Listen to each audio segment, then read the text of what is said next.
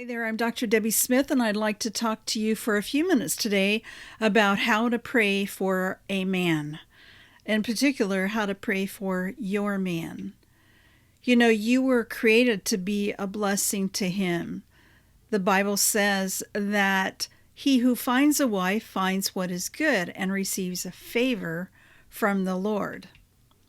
So, one of those ways that we give our husbands favor is by praying for him. Most of us do, of course, but the question is, what kind of prayers are we praying? What is that content?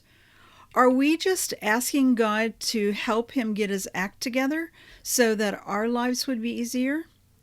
Or are we sincerely interested in him getting his emotional and even spiritual needs met so that he can become the man God created him to be?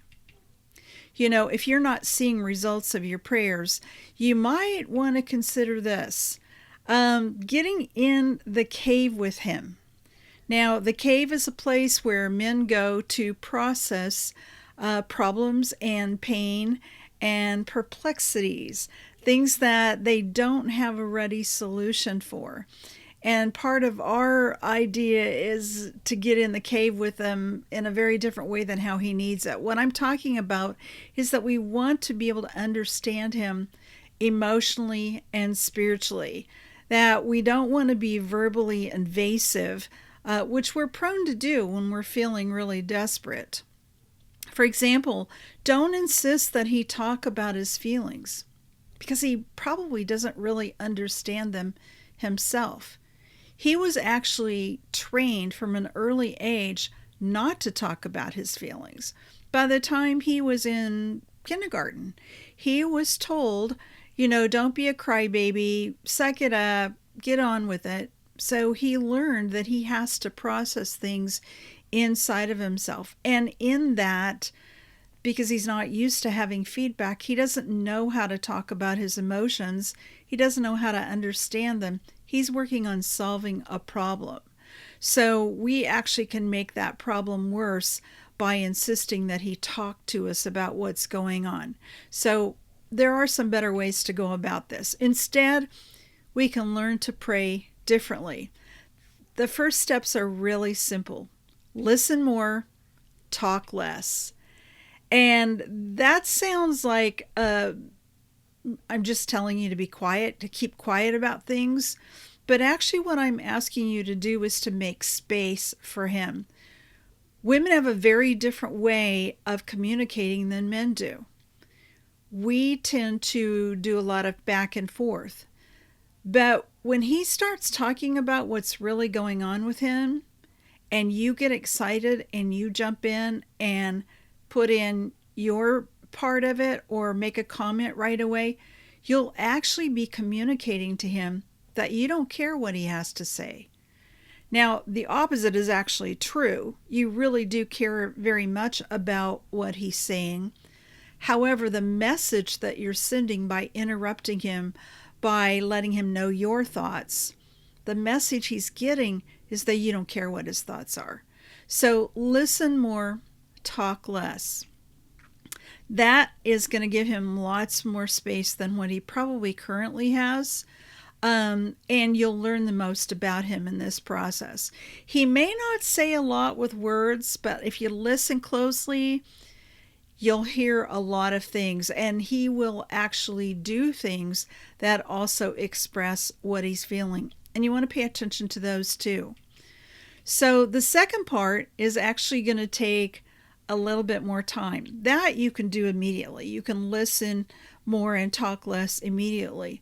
But if you want to have long-term results, you actually need to be able to listen to the Holy Spirit and his interpretation of what's going on with your man. So you're going to be listening to him more, and at the same time you're going to be listening for the Holy Spirit to prompt you, to give you a word of knowledge about what's actually going on with him.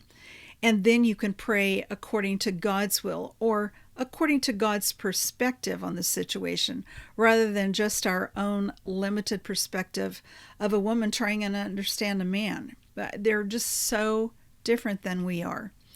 Now, because you're not a man, you do need the spirit of wisdom and revelation. And we read about that when Paul wrote, I keep asking that the God of our Lord Jesus Christ, the glorious Father, may give you the spirit of wisdom and revelation so that you may know him better.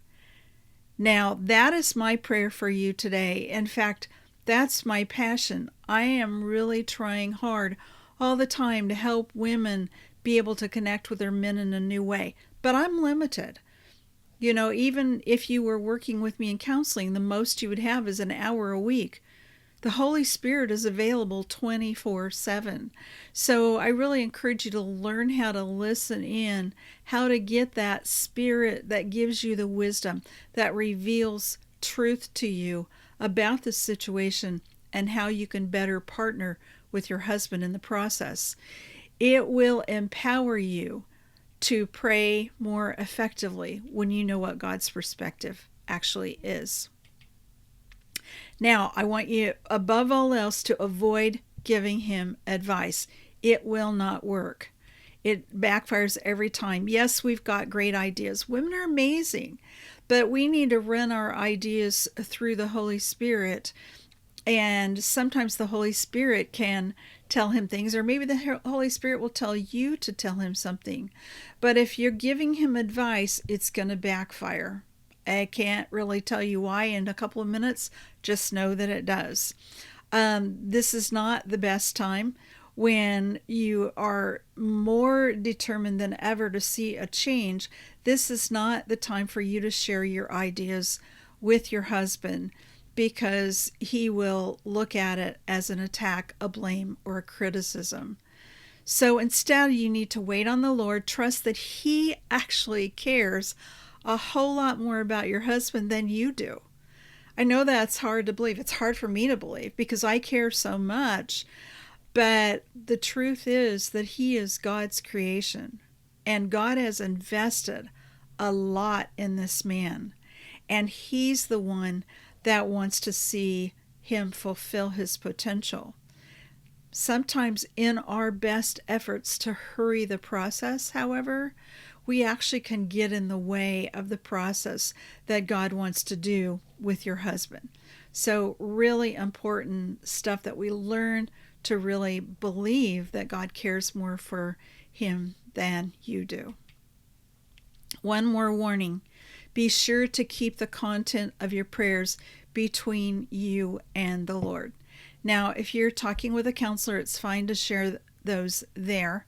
Counseling is always going to be a safe place where you can talk about whatever's on your mind. What I'm talking about here, though, is avoiding talking to, your mother, your sisters, your girlfriends about his vulnerability. That's just not a place to put it. You want to keep him really safe and protected.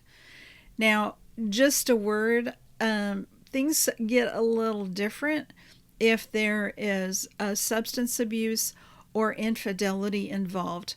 In that case, you need as many people as you can around you, supporting you through the process, and confronting him in a loving way is going to be part of that process.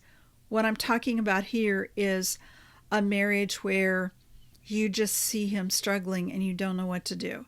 There's no substance abuse, there's no infidelity, and there's no domestic violence. So this is a different situation. In fact, this is a much more common situation than those other ones that I just mentioned. So remember, he who finds a wife finds what is good and receives favor from the Lord. I hope this helps. I look forward to seeing you soon. Take care.